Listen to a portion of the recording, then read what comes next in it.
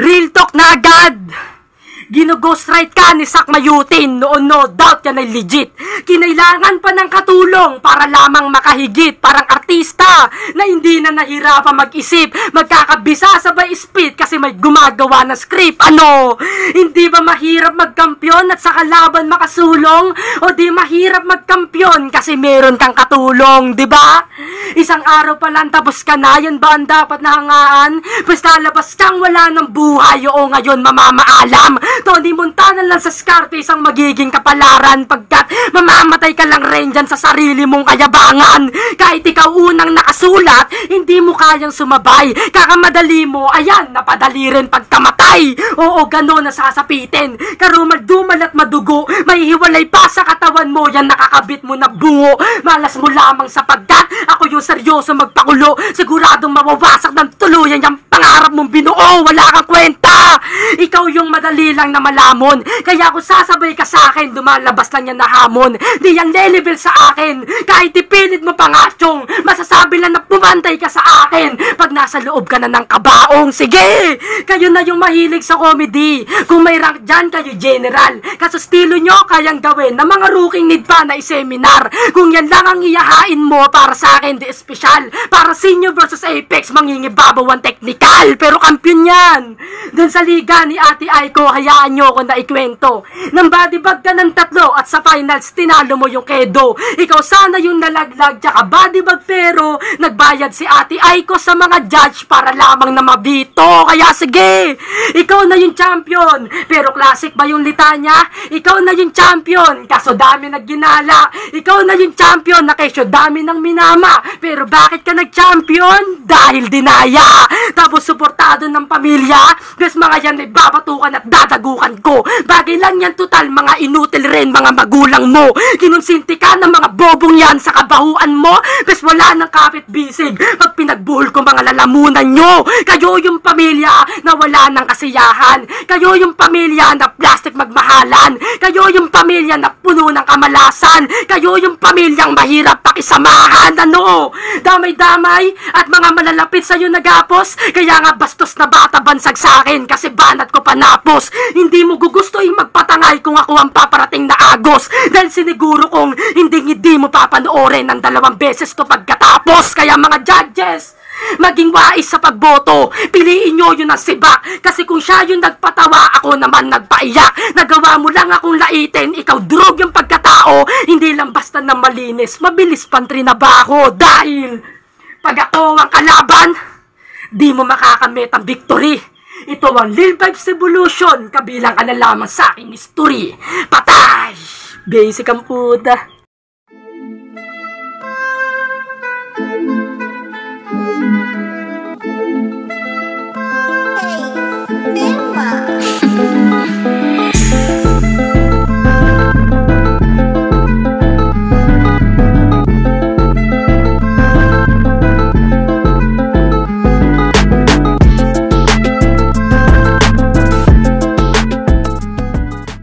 Nito dati.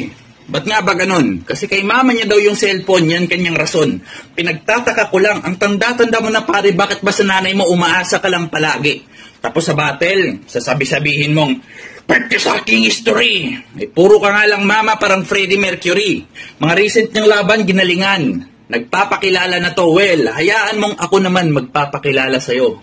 Kasi siya si Lil Pipes. Yung sinubukan mong apakan, madami nang napatunayan at sa amang kalidad na halos. Kaso nga lang napabayaan, kaya siya'y natapak-tapakan na parang mamahalin na sapatos. Oo, bastos to't walang galang, kaya respeto na wala lang. Kaya yung lolo mag-isang natapos sa mga issue at insulto. Tama yung mga sinabi ni Oblo, di lang nasabi ng maayos.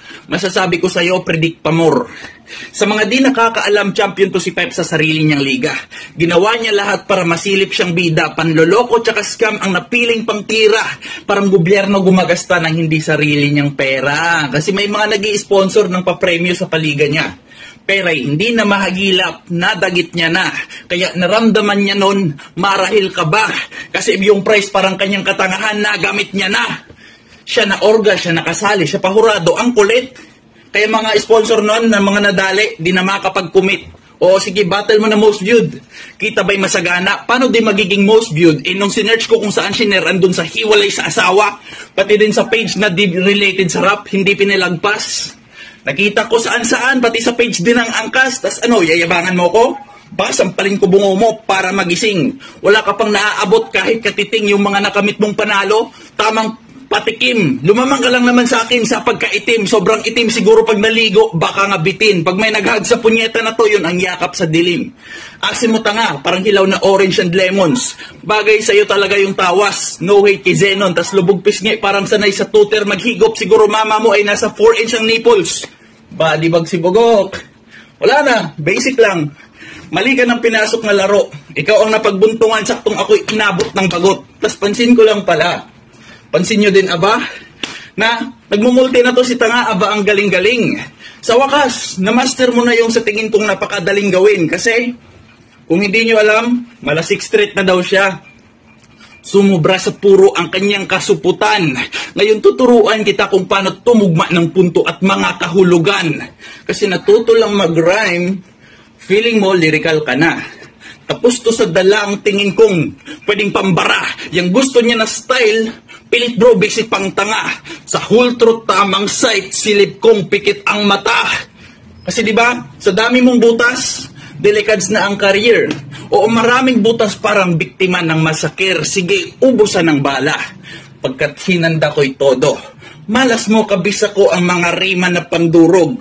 Malabo kung makalimot, tamang di pa naman lolo. Bawat tira na sa ulo, nakarekta sa bungo mo.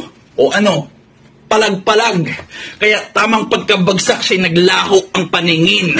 Wala kong sasayanging oras pagkatapos siya makitil. Sabay kumuta ng tabla at trabaho sa paglibing. Mundo mo'y parang may eclipse na kabalot na sa dilim. Itong sinapit mo ngayon, talagang walang kaawa-awa. Ito'y tila aborsyon. May malalaglag na bata. Tuluyan ko ng binaon para di na bumangon pa to. Oo, magiging part ako sa history mo, pero bilang tumalo sa'yo, time, patay si Pilenyo.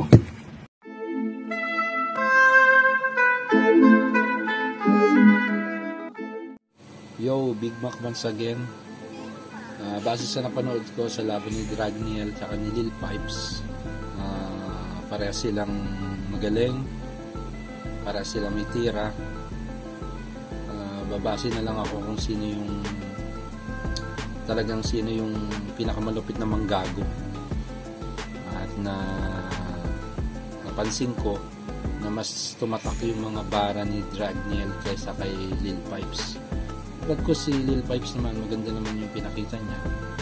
Siguro talagang nangibabaw talaga yung lakas ni Dragniel. Kaya ang boto ko si Dragniel. Congrats utol. Great Pros ng Rap Nation. So judge ko ngayon yung battle ni Dragniel versus Lil Pipes. Criteria for judging uli, delivery, nakuha ni Dragniel yun para sa akin.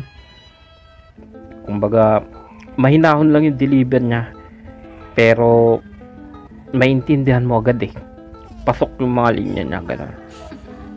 Okay din naman kay Lil Pipes, pero minsan may unnecessary siyang delivery na sobrang sa gigil, ganun, na pwede namang ng mas okay kung mahinahon lang, ganun. Creativity, laman ng sulat, Dragniel para sa akin yun. Dikit lang, pero mas nagustuhan ko talaga yung kay Dragniel. Quality of voice, nakuha ni Lil Pipes to. Ayun niya, powerful kasi yung pagka yung voice niya. Baga rinig mo talaga lahat. Ayun nga lang, may unnecessary siya na mga hindi na dapat pasigaw, ganun, or para sa akin opinion ko yun. So overall to performance, Dragniel. Late ng Rap Nation. Lakas ng laban. Drag versus Lil Pipes. Yun. Si Lil Pipes hindi nagbabago, malakas pa rin. Mga banatan niya, mga personal. Siya isa damdamin. Natuwa ako kay Drag dito dahil naglabas din siya ng galing dito, no? Yung mga personals niya rin. Sakit din. So yun, lumamang sa akin si Drag sa style niya. Pabago-bago yung flow.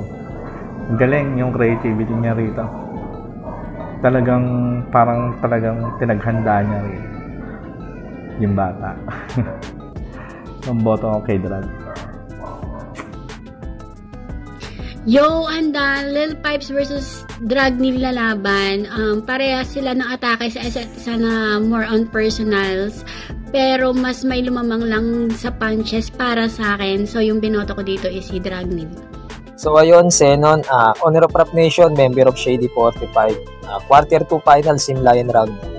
Lil Pipes versus Dragnil. So, ang boto ko rito din na magpapasakali ay si Dragnil. So, pares naman sila may pinakitang personals talaga dito. Kagaya kay Lil Pipes talaga, personals talaga yung gamit niya. So, kinontra naman din to ni Dragnil sa una. So, about yun sa mga liga, about sa pamilya na talagang nagpersonalan din sila ng dalawa dito. So, bandang uli, ang ano ko talaga dito ay yung sa pagiging creative na lumabas talaga dito sa battle na to. Mas convincing and then mas effective dito para sa akin ay si Dragnil dito. Ayan. Pero guide lang naman. Alam naman natin na malakas talaga si Lil Pipes at si Dragnil. Pero dito sa round nila ngayon na battle nila ngayon dito sa Himlayan round na battle nila ngayon, para sa akin na lumamang talaga rito ng konti ay si Dragnil. So maganda yung battle nila. Marami lang talagang ginawa dito na ipinasok na creativity dito si Dragnil kaysa kay Lil Pipes. Pero halos lahat naman pumapasok rekta lahat ng mga punches nila ng dalawa dito, yung mga burst nila dito. Ayun lang.